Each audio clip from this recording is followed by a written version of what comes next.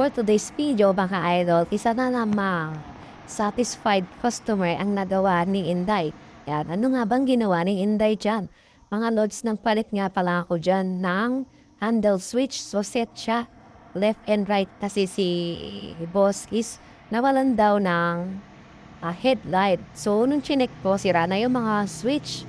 Talagang super damage na. So sinuggest ko sa kanya, napalitan na namin ng bagong mga switch.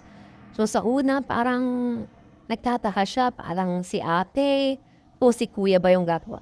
Nagtataka siya mga lods kung babae ba po o lalaki. Pero sa bandang huli, pumayag din siya. So yan, pinalitan ko mga lods ng set na switch. Pero nagkaroon ng commercial mga idol. Yan, tignan nyo naman.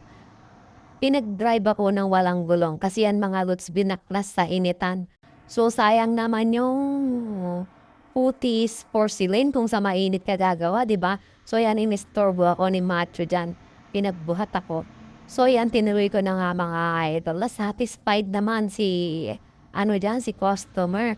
So nakipag-appear pa siya mga lods. Ayan, nagawa na. So, kailangan ko ng isara.